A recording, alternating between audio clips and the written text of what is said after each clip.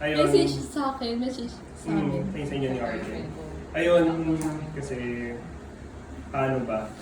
Ayun, nandun naman ako, siguro, from the start. Yung kung paano kayo nagsimula. O ano yung kahit paano ng college na gadaanan nyo kasi lapit lang ng dorm natin eh. Tapos yung nakakatawa doon talaga, yung nakita ko sila, kung paano sila nag-grow together. Yung parang kapag nag-share yung isa't isa, kasi dati nag-share din si RJ sa akin, malapit sa akin si RJ, malapit sa akin si Mams. Lalo, parang nag-share lang sila para ganun. Tapos, ayun, tuloy-tuloy na pag nag-ipenta si Mams, nag-grow na sila hanggang, ayun, nandito na sila sa point na to na parang nakakatuwa lang kasi si Mams yung unang friend ko na ikakasal talaga, yung close friend ko talaga na ikakasal. Tapos, di ko rin in-expect na makukuha siya sa kay James.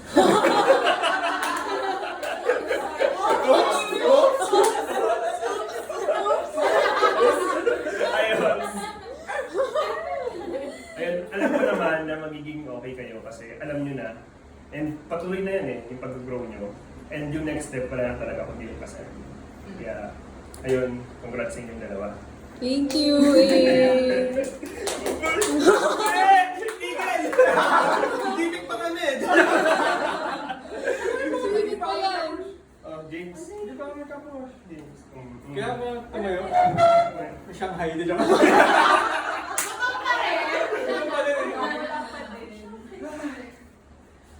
Okay, so... Ano? Siyangay muna, siyangay muna. Ano eh, ayun nga, so tama naman si A. So nandun kami, nung nag-start pa lang. Bawal ulit. Tapos, Okay na, Willis. Sasabihin din namin yan eh. sabay-sabay na tayo. Ayun, so andun din ako. Ganun din ang gabi ko. Andun din po ako. Present din po ako dun nangyari. Nung naganap yung krimen. Witness number. Okay, witness number doon nung naganap. Naniniwala talaga kami na si Mams talaga yung unang nagkamusta.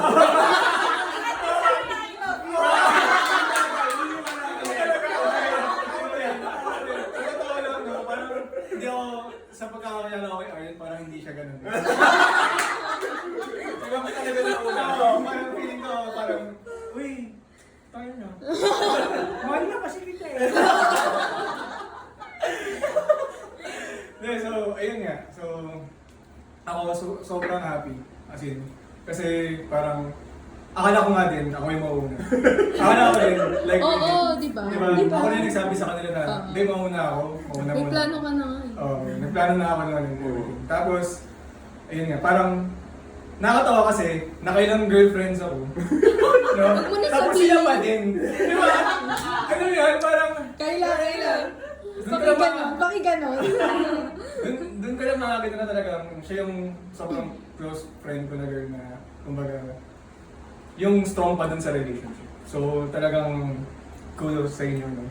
Kasi napagtibay nyo yung ganong relationship. Kasi sa akin, ano eh, hindi nagkalamat eh. Ano yun? Sobrang masaya ako kasi, kumbaga, hindi kayo natulad sa akin na, kumbaga, nakarami, no? Yung gano'n, hindi na kayo lang tries. Yung gano'n, parang, ayun na, parang, di ba lang, first nyo nga din natin yung isa't isa, di ba? Ayun. Yun yung pagkakaroon ako. Alam ko, first nyo din yung isa't isa. Di ba? Di ba? Tanda-tanda ko yun eh. Sinabi nila sa akin. First naman yung isa't isa. Tapos, recently yun nga, yung nag-grow sila together, meron din akong alam kay Arden na magkakilala pala yung tatay namin. Tapos meron kang tita, kakilala ko din. Nagka-veterans din yung dad niya. Tapos kakilala din yung tita. Kaya pala yung tita. So, ayun, parang sabi ko, sobrang close na lang, sobrang late nga lang mundo na parang, sabi ko na, isipin mo na parang, paano, di ko naman talaga kilala in general si Arden eh, di ba nung una, parang nakakasama lang natin yun, tapos biglang, ayun na, syempre, kailangan niya mag-hang out with us, kasi nga, wala siyang choice, joke lang. Wala siyang choice, kasi kami kasama ni Mabs. Hindi ako magsabi, hindi ako mag-inom, hindi ako malasing, wala. Hindi, ayun. So, ayun, ngayon na papunta na kayo sa next step, next chapter ng buhay niyo. Sana, ang wish ko talaga is, more kids, de joke. More kids kahit wala pa. More kids agad, Ne, kumbaga masaya. As in, maging masaya kayo sa isa't isa. Kumbaga lahat ng challenges, alam ko naman na hindi pa yan. Kumbaga syempre darating pa. Although, naranasan niyo na yung phase na gano'n. Pero yun nga, kumbaga doon naman tayo pinagtitibay. Ayun. Thank you. Yun na. Congrats! Thank you. Sino next? Ito tayo. Witness number 3 pa. Teka lang. Matanggal na itong t-shirt. Nandun din ako. Lalong pagtibayin. Kasi magkakatanda ko si Mabel Agaya nung mag-top nung gabi. Kwento mo na. Ano? Kwento mo na. Ay, Nagkabukingan na. paano simula ang kwento ni... Hindi, di ba lang? Performance. Ready para sa message. May presentation. Wait lang, tatanggalin mo yung mukha ni Kuya Archie. Nasa likod pa rin natin, nagkasama Sa akin na Yung ilabi memories. Makonsensya kayo So yun, nag-start kasi yung kumbaga paano rekindle. Alam ko nag-uusap na kayo before, paano Oo. On and off, on and off. Ayun, on and off. So paano napag-tibay? Nag-aya, sabi, bita na tap tayo. Meron kong friend doon, ganun pa siya. Sabi ko, sige tara, tap Mali tap. yan.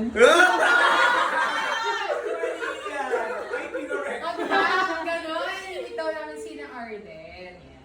So parang nagkaaya akong uminom, pero yun nga yung problema, walang alak sa Tough. TAF. So ang ginawa namin, nilakad namin from TAF to Quirino, 7-Eleven.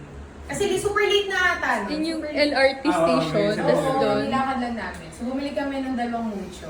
Si RK, kasama mo si Ayun, RK, si kasama si Arden. RK. Tapos kaming dalawa.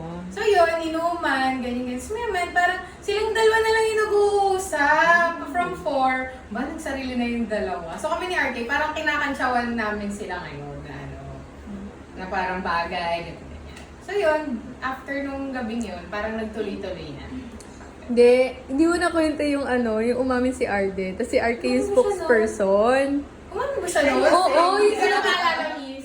Sorry. Hindi mo na maalala. Lipat kayo, ito pa muna.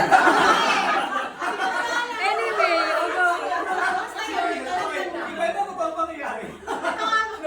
go. So yun, after nun, tuloy-tuloy. So parang pag nag-aaway sila ni Arden, usually ako ang middleman. Copy paste?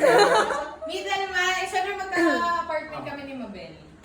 So kailan nandiyan ba si Mabel? May aabot ako, ganyan. Hence the yellow cab. Yung Tsaka yellow flavor? cab. Ano? Anong flavor? Chicken barbecue.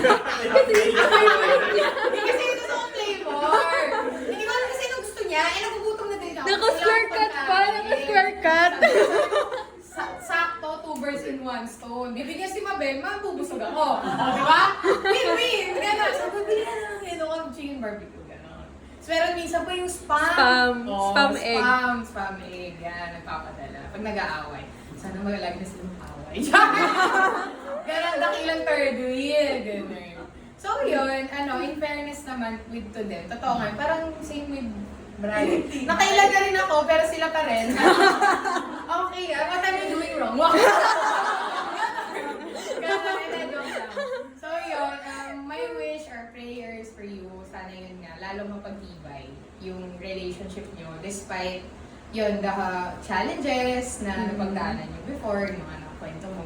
Parang it just shows your love for each other. So parang instead of dwelling sa problems, parang you look forward on how to solve it and paano kayo mag-grow from it. So, yun yung kumbaga magandang character nyo as a couple. Which I think na dadalhin nyo later on pag nagka-family na kayo. So, yun, more kids nga. Willing to be the rich ninang. Wow! Yeah! Sabi ko sa'yo, gusto ko na mangyayaya pag yumama kayo pero sweldo ko. Nag-volunteer na yan. Oo! Matagal ako nag-volunteer. So, yun. Wish ko sa inyo happy No problem. life. Rich life. Oh, rich life. Yeah. So, yun. Congratulations and love po Thank kayo. you. Yeah. Okay, wait lang. Hindi na number 2.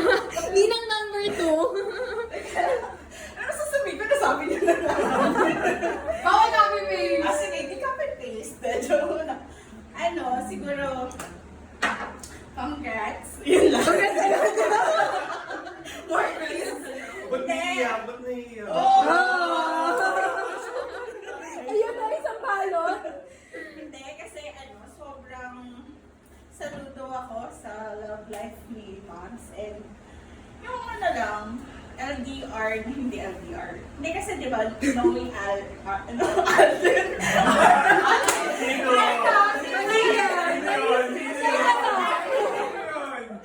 Arden kasi tiga Cavite, tapos si Boss tiga Bulacan. So parang, grabe yung, hindi kasi ako naniniwala sa LDR, pero sila na-workout nila. And even nung nung college, kasi from LaSalle, tas UST.